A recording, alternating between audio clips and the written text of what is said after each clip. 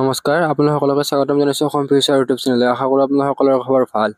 তো Srimanta Sankardev university of health ছায়েন্সৰ BSc নাৰ্ছিঙৰ third কাউন্সেলিঙৰ notice আহি গ'ল।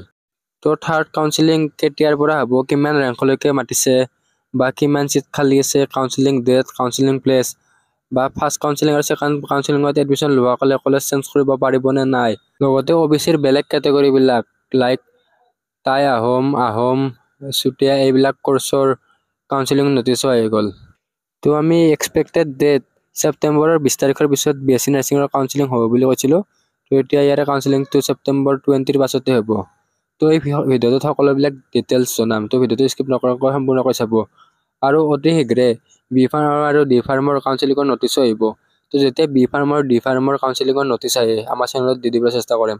তো চেনেলটো ছাবস্ক্ৰাইব কৰি কাষৰ বেল আইকনটো অন কৰি থৈ দিব। তো এতিয়া পলম নকৰি ভিডিঅ'টো আৰম্ভ কৰোঁ। তো DMEৰ ৱেবছাইটত আপোনালোকে সাৰ্চ অপশ্যনত এডমিশ্যন বুলি সাৰ্চ কৰাৰ পিছত এনেকুৱা ধৰণৰ ইণ্টাৰফেচ আহিব। তো এডমিশ্যনত সাৰ্চ কৰাৰ পিছত ইয়াতে third round counselling BSc nursing counselling season 2024 বুলি আছে। তো ইয়াৰ পৰা PDF ডাউনলোড কৰিব লাগিব আৰু কাউন্সেলিং ফৰ্মখনো দিয়া আছে, ইয়াৰ পৰা ডাউনলোড কৰিব পাৰিব। তো কাউন্সেলিং ফৰ্মখন আমি হোৱাটছএপ গ্ৰুপতো দি দিম। আৰু কাউন্সেলিং ফৰ্মখন কেনেকৈ ফিল আপ কৰে তাৰ ভিডিঅ' অলৰেডি আছে। তো ভিডিঅ'ৰ লিংক ডেছক্ৰিপশ্যনত দি দিম, তাৰ পৰা আপোনালোকে চাই ল'ব পাৰিব। তো আপোনালোকে নটিচখন চাই ল'ব পাৰে। নটিচখন জাৰি কৰিছে government of Assam, office of the director of medical education, 6 mile Khanapara, Guwahati 22। তো এই নটিচখন 27 ছেপ্টেম্বৰ 2024 জাৰি কৰিছে। Educational notice third round offline. তো থাৰ্ড ৰাউণ্ড কাউন্সেলিংটো অফলাইন হ'ব।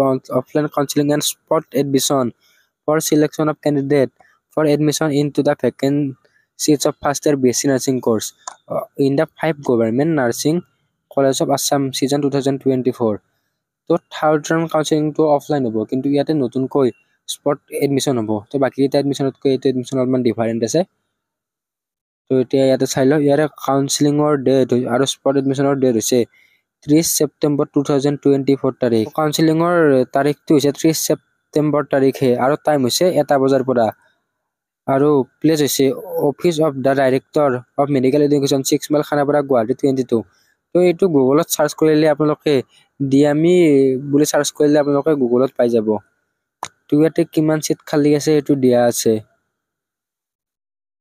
তো RCN গুৱাহাটীত চাব পাৰে। তো গুৱাহাটীত এটাও চিট খালী নাই, চব 0 আছে।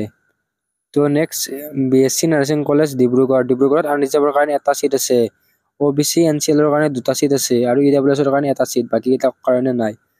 তাৰপিছত CLSৰ কাৰণে আনৰিজাৰ্ভৰ কাৰণে 2টা চিট, OBCৰ কাৰণে এটা চিট আৰু SCৰ কাৰণে এটা চিট, বাকী ST আৰু EWSৰ কাৰণে নাই। নেক্সট BSc নাৰ্ছিং কলেজ যোৰহাটৰ কাৰণে আনৰিজাৰ্ভৰ নাই, OBCৰ কাৰণে এটা চিট। আৰু BSc নাৰ্ছিং কলেজ কোকৰাঝাৰৰ কাৰণে আনৰিজাৰ্ভৰ কাৰণে এটা, OBCৰ কাৰণে 5টা আৰু ST প্লেনৰ কাৰণে এটা। তো টোটেল চিটৰ ক্ষেত্ৰত চাবলৈ গ'লে আনৰিজাৰ্ভৰ কাৰণে 4টা চিট আছে, OBCৰ কাৰণে 9টা চিট, নেক্সট SCৰ কাৰণে এটা, ST প্লেনৰ কাৰণে এটা আৰু EWSৰ কাৰণে এটা। টোটেল 16টা চিট আছে। তো ইয়াৰে চিটবিলাক ৰেংক ৱাইজ ফিল আপ হ'ব। তো ইয়াতে অফলাইন কাউন্সেলিঙত আপোনালোকে যাব লাগিব আৰু ইয়াতে দিয়া আছে, এইটো পইণ্ট চাব পাৰে আপোনালোকে। Those candidates who already got admitted after first and second counseling and are willing to change their institute as per available vacancy in order of merit may also appear in the third counseling. তো যদি first আৰু second কাউন্সেলিঙত seat পোৱাৰ পিছত কোনোবাই college change কৰিব বিচাৰে তেনেহ'লে third কাউন্সেলিঙত যাব পাৰে কলেজ চেঞ্জৰ কাৰণে। তো ইয়াতে চিটখিনি দিয়া আছে, ইয়াৰ থ্ৰুদি যদি এক্সচেঞ্জ হয় বা ল'ব খোজে তেনেহ'লে ল'ব পাৰিব।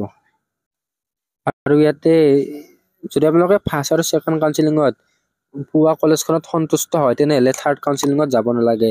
তো যিসকলে কলেজ চেঞ্জ কৰিব বিচাৰে সেইসকলে যাব পাৰে। আৰু গ'লে চিট পোৱা নোপোৱা সেইটো কথা নাই, কেৱল আপোনালোকে যাবহে পাৰিব। তো চিট থাকিলে সেইসকলে দি দিব বা এক্সচেঞ্জ কৰিব বিচাৰিলে সিহঁতে কৰি দিব। তো নেক্সট ইয়াতে candidate not yet admitted must bring with.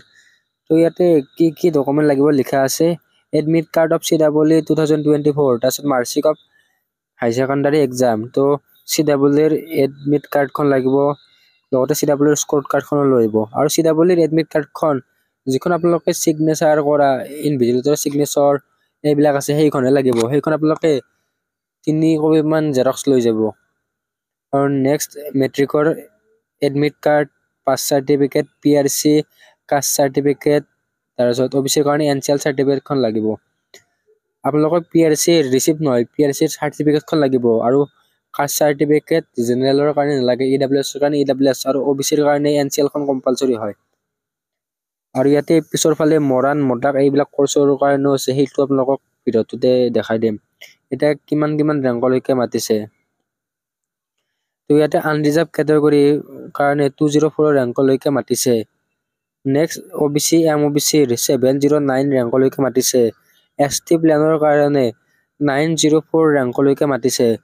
SCৰ কাৰণে 807 লৈকে মাতিছে আৰু EWSৰ কাৰণে 402 ৰেংকলৈকে মাতিছে। তো এইখিনি নৰ্মেল BSc নাৰ্ছিঙৰ কাউন্সিলিঙৰ হৈ গ'ল। এতিয়া ইয়াতে কিছুমান কেটেগৰীৰ কাৰণে আহি গ'ল, মৰাণ মটাক, টাই আহোম, চুতীয়া, কোচ ৰাজবংশী। তো এইবিলাক OBCৰ আণ্ডাৰত কেটেগৰী বিলাকৰ কাউন্সিলিংটো 30 ছেপ্টেম্বৰ তাৰিখে হ'ব 1 বজাৰ পৰা। তো ইয়াতে সিট কেপাচিটি বিলাক দিয়া আছে।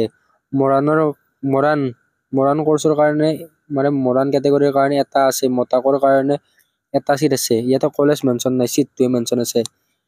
টাই আহোমৰ ক্ষেত্ৰত এটা সিট আছে। নেক্সট চুতীয়াৰ কমিউনিটিৰ কাৰণে এটা আছে আৰু কোচ ৰাজবংশীৰ কাৰণে এটা সিট আছে। তো ইয়াতে 5টা সিট আছে। তো যিসকলে ইয়াতে যাব বিচাৰে আপোনালোকে কাউন্সিলিঙত যাব পাৰে, সিট কেপাচিটি বেছি নাই।